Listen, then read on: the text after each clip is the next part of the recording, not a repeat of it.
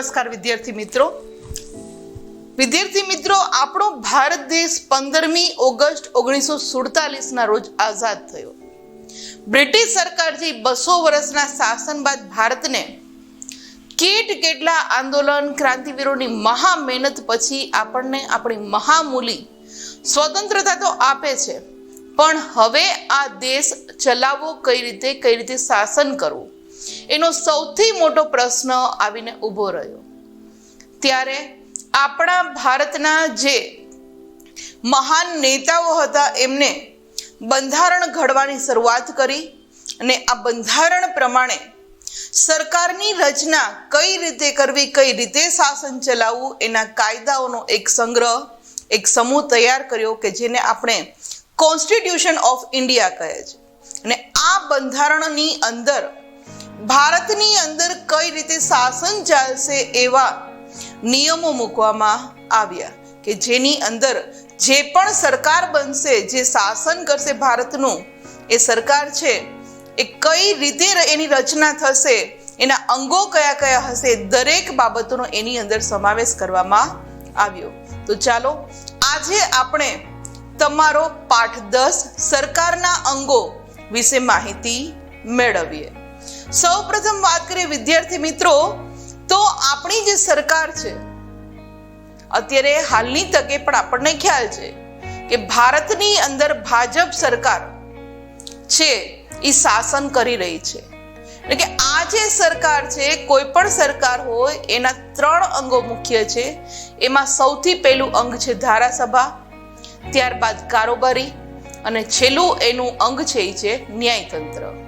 અને આ ત્રણેય અંગોની રચના કેવી રીતે થાય છે, તેઓ શું કાર્ય કરે છે, તેમને કઈ સત્તા છે, તેમના અરસપરસના સંબંધો કેવા છે, કે સરકારના જે 3 અંગો છે આ ત્રણેય અંગો કઈ રીતે એની રચના થાય છે, શું કાર્ય કરવાના છે અને કઈ સત્તા સોંપવામાં આવી છે, આ ત્રણેય અંગો એકબીજા સાથે કઈ રીતે જોડાયેલા છે, અને આ વિશે આજે આપણે મહત્વની ચર્ચા, મહત્વનો અભ્યાસ કરવાના છીએ. કારણ કે ભારતના દરેક નાગરિકને, વિદ્યાર્થી મિત્રો, ખબર હોવી જોઈએ કે આપણા દેશમાં ચાલતી સરકાર છે એ કઈ રીતે કામગીરી કરે છે, એની રચના, એની ચૂંટણી કઈ રીતે થાય છે, એમને કઈ સત્તાઓ આપવામાં આવી છે, એ દરેક માહિતી છે એ આપણા વિદ્યાર્થીઓ પાસે હોવી જોઈએ. આ ઇમેજની અંદર જે આપણે મુખ્ય વાત કરી, આપણી ધારાસભા, આપણી કારોબારી ને આપણું ન્યાયતંત્ર, એ જોઈ શકીએ છીએ. ત્યારબાદ વાત કરીએ વિદ્યાર્થી મિત્રો, તો રાજ્યના મૂળભૂત હેતુઓની વાત કરીએ તો એમાંનો એક હેતુ છે કાયદો અને વ્યવસ્થાની જાળવણી દ્વારા લોકોની સુખાકારી અને સલામતી સાધવાનો છે. આપણા બંધારણની અંદર જે મૂળભૂત હકો આપવામાં આવ્યા છે એનો શા માટે આપવામાં આવે છે કે એવો કાયદો બનાવીએ, એવી જ વ્યવસ્થા હોવી જોઈએ કે જેથી ભારતની અંદર રહેતા દરેક નાગરિક, ભારતના દરેક નાગરિકની સુખાકારી, એટલે કે એને સ્વસ્થ અને સારું જીવન એ જીવી શકે અને એ સલામત રીતે ભારતની અંદર રહી શકે એવા કાયદાઓની વ્યવસ્થા છે એ આપણા બંધારણમાં કરવામાં આવી છે. લોકોનું સર્વતોમુખી કલ્યાણ થાય, કારણ કે લોકો છે પોતપોતાનો વિકાસ સાધવા માટે હંમેશા આતુર રહેતો હોય છે. એટલે મૂળભૂત હકોની અંદર એવું કહેવામાં આવે છે કે લોકોનું સર્વતોમુખી કલ્યાણ સાધીને તેમના સ્વાતંત્ર્ય અને મૂળભૂત હકોનું જતન અને રક્ષણ કરવાનો પણ એક હેતુ એમાં સમાયેલો છે. કારણ કે રાજ્યનો મૂળભૂત હેતુ એ જ હોવો જોઈએ કે જે રાજ્યની અંદર લોકો રહે છે એનું કલ્યાણ થાય, એને સ્વતંત્રતા મળે અને એને જે હક આપવામાં આવેલા છે એ હક જળવાઈ રહે, એનું શોષણ ન થાય લોકોનું, કે એના હકનો ભંગ ન થાય, એ જોવાનું કામ છે એ રાજ્યનું રહે છે. કે આ બધી જ બાબતો છે, મૂળભૂત હેતુઓ, હકો, એ આપણા બંધારણની અંદર આપવામાં આવ્યા છે. રાજ્યના ગતિશીલ વિકાસની, કારણ કે ભારત છે એ એક સંઘ પ્રદેશ છે, સંઘ દેશ છે, કારણ કે અલગ અલગ રાજ્યોથી આપણો દેશ બનેલો છે. અને આપણા દેશની અંદર જે રાજ્યોની રચના થઈ છે, વિદ્યાર્થી મિત્રો, ભાષાના આધારે થઈ છે. કે ગુજરાતની અંદર તો ગુજરાતી ભાષા વધુ બોલનાર છે એટલે ગુજરાતની રચના, મહારાષ્ટ્રની અંદર મરાઠી વધુ બોલનાર છે એટલે મહારાષ્ટ્રની અંદર આ રીતે મરાઠી લોકોનો સમૂહ છે એટલે મહારાષ્ટ્રની રચના. તો આ રીતે તેલંગાણા છે, આંધ્રપ્રદેશ છે, કેરલા છે, પંજાબ છે, આ બધા જે રાજ્યો છે એ બધા રાજ્યો વધારે પડતા ભાષાને આધારે રચવામાં આવ્યા છે.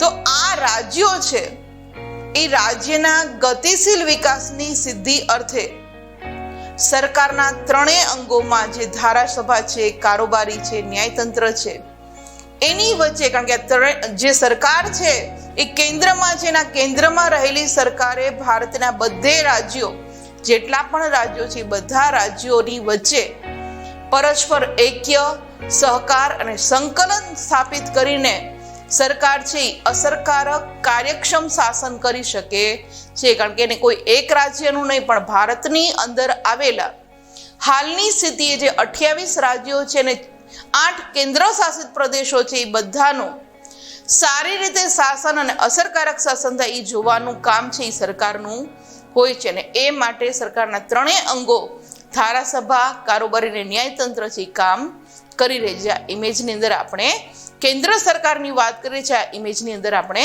જોઈ શકીએ છીએ. ત્યારબાદ વાત કરીએ તો ધારાસભામાં કામ શું થાય છે? તો કે ધારાસભાની અંદર ધારા ઘડવાનું કામ થાય છે. ધારા એટલે કે કાયદા ઘડવાનું. સરકારનું જે બીજું અંગ છે કારોબારી, તો આ કારોબારી અંગની અંદર શું થાય? તો કે ધારાસભાની અંદર જે કાયદા ઘડાય છે, આ ઘડાયેલા કાયદાઓનો અમલ કરવાનું કામ છે એ કારોબારી દ્વારા થાય છે.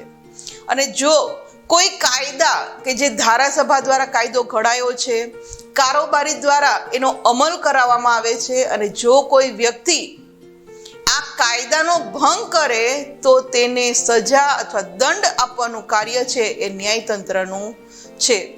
જે આ ઇમેજની અંદર આપણે જોઈ શકીએ છીએ કે પહેલી જે આપણને આપી છે ન્યાયતંત્ર. ન્યાયતંત્ર શું કરે કે કાયદાનો ભંગ કરનારને સજા અથવા દંડ આપે છે. બીજું જે ઇમેજ છે એ ધારાસભા છે કે જેની અંદર કાયદો ઘડવામાં આવે છે, અને ત્યારબાદ કારોબારી કે જેની અંદર આ કાયદાઓનો અમલ કરવાનું કાર્ય થાય છે. ભારતના બંધારણમાં ધારાસભા એટલે શું? તો કે ધારાસભા એટલે સંઘ, એટલે કે કેન્દ્ર, સંઘ એટલે કેન્દ્ર. વિદ્યાર્થી મિત્રો, કેન્દ્ર કક્ષાએ સંસદ, આપણને ખ્યાલ છે કે દરેક રાજ્યની અંદર સરકાર છે અને દરેક રાજ્યની સરકારની ઉપર એક કેન્દ્રમાં જે મેઇન સરકાર છે એ ભારત દેશનું સંચાલન કરે છે. તો રાજ્યોની અંદર શું છે? તો કે વિધાન ગૃહો, કારોબારી એટલે કે સંઘ, સંઘની અંદર ધારાસભા એટલે શું? તો કે કેન્દ્ર સરકાર, સંસદ, અને રાજ્યની અંદર શું હોય છે? તો કે વિધાન ગૃહો, વિધાન પરિષદ, વિધાનસભા જેને આપણે કહીએ છીએ. અને કારોબારી એટલે શું? તો કે કારોબારી એટલે સંઘમાં રાષ્ટ્રપતિ, વડાપ્રધાન અને પ્રધાનમંત્રી. પ્રધાનમંડળ છે, વડાપ્રધાન છે અને રાષ્ટ્રપતિ છે, આ ત્રણેય મળીને કેન્દ્રની અંદર શાસન ચલાવે છે.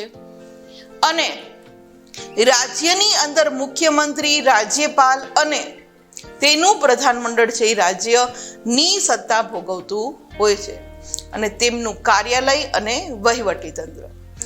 આગળ વાત કરીએ કે જે રીતે કેન્દ્રની અંદર ધારાસભા છે, તો એ જ રીતે દરેક રાજ્યની અંદર ભારતના જેટલા પણ રાજ્ય છે, આ રાજ્ય કક્ષાએ રાજ્યપાલ, મુખ્યપ્રધાન અને મુખ્યપ્રધાનનું જે પ્રધાનમંડળ હોય છે તે એનું કાર્યાલય અને વહીવટી તંત્ર છે એ એકબીજા સાથે ગાઢ રીતે સંકળાયેલા છે.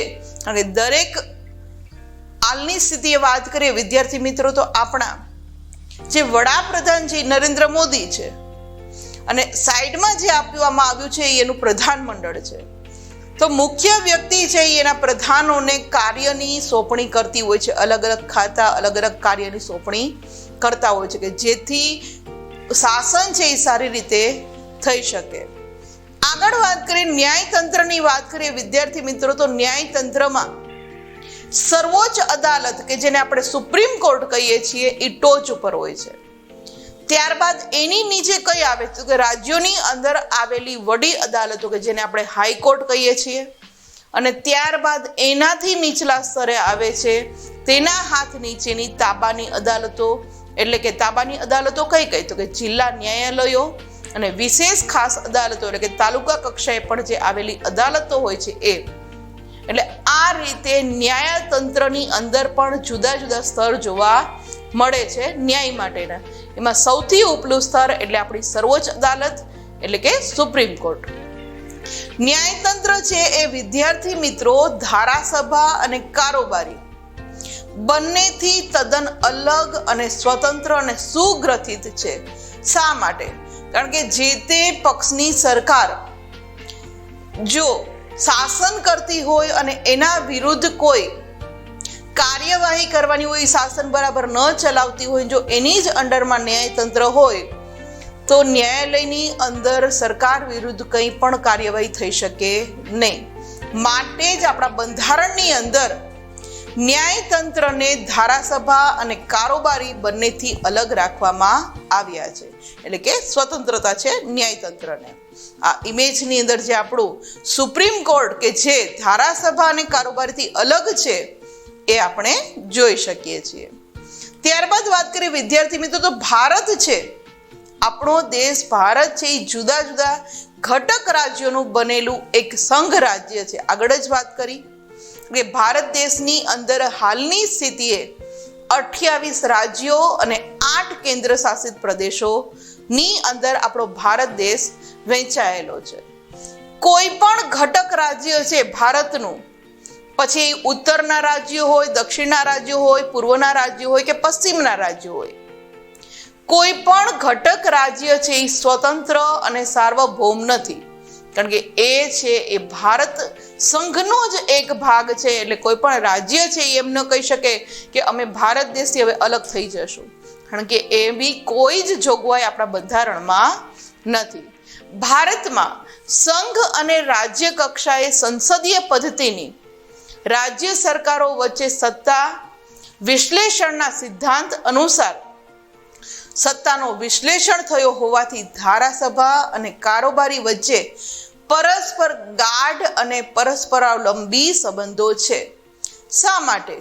ઉદાહરણ તરીકે લઈએ, જે રીતે ન્યાયતંત્રને અલગ રાખ્યું છે, કારણ ન્યાય માંગવા માટે આપણે જઈએ ને જો એ પણ આ કારોબારી સાથે સંકળાયેલું હોય તો ન્યાય છે એ નિષ્પક્ષ રહીને થઈ શકે નહીં. કોઈના દબાવ નીચે આવીને ન્યાયાલયની અંદર ન્યાય આપવો પડે. માટે જ આપણા બંધારણમાં આપણા ન્યાયાલયને એક સ્વતંત્ર સંસ્થા આપી છે. પણ આપણા ભારતની અંદર એટલે સંઘ એટલે કેન્દ્રમાં અને રાજ્ય કક્ષાએ જે સરકારો છે, આ સરકારો વચ્ચે જે આપણી ધારાસભા છે અને કારોબારી વચ્ચે એક સંબંધ છે. કારણ કે જે કાયદાઓ ઘડાય છે એ કાયદાનો અમલ કરવો એ દરેક રાજ્યની ફરજ હોય છે. હા, રાજ્ય છે એમાં થોડા ઘણા સુધારા વધારા કરી શકે, પણ એ કાયદાનો અમલ તો કરવો જ પડે છે. દાખલા તરીકે લઈએ કે થોડા વર્ષો પહેલા જ આપણા ભારતની અંદર જે અલગ અલગ ટેક્સ હતા, આ ટેક્સને નાબૂદ કરીને એક જ સરખો ટેક્સ નાખવામાં આવ્યો, એ હતો GST, goods and service tax. તો આ જે જીએસટીનો કાયદો આપણા કેન્દ્રની અંદર ઘડાયો તો એને લાગુ છે એ ભારતના દરેક રાજ્યની અંદર કરવો પડ્યો. એટલે આ રીતે એમ કહી શકાય કે ભારતના સંઘ અને રાજ્ય કક્ષાએ જે સંસદીય પદ્ધતિ છે એ રાજ્ય સરકારો વચ્ચે જે સત્તાનું વિશ્લેષણ કરવામાં આવ્યું છે કે સત્તા રાજ્યની અંદર રાજ્ય સરકાર સત્તા ભોગવે છે, પણ મેઇન એ જવાબદાર કેન્દ્ર સરકારને રહે છે. એટલે કે સિદ્ધાંત એ જે આપ્યો છે વિશ્લેષણના સિદ્ધાંત અનુસાર અહીંયા બંને વચ્ચે એમ કહી શકાય કે જે સત્તાઓ છે એ ગાઢ અને પરસ્પરાવલંબી સંબંધોમાં સંકળાયેલી છે.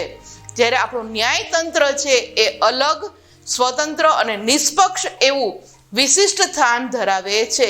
ધારાસભા અને કારોબારી છે એક સાથે સંકળાયેલા છે, પણ સરકારનું ત્રીજું અંગ જે ન્યાયતંત્ર છે એ એના કરતા અલગ છે. આ ઇમેજની અંદર જે આપણે વાત કરી રહ્યા છીએ કે ભારત છે એ જુદા જુદા ઘટકોનું બનેલું છે, એ જુદા જુદા ઘટકો એટલે કે રાજ્યો આપણે આ ઇમેજની અંદર જોઈ શકીએ છીએ.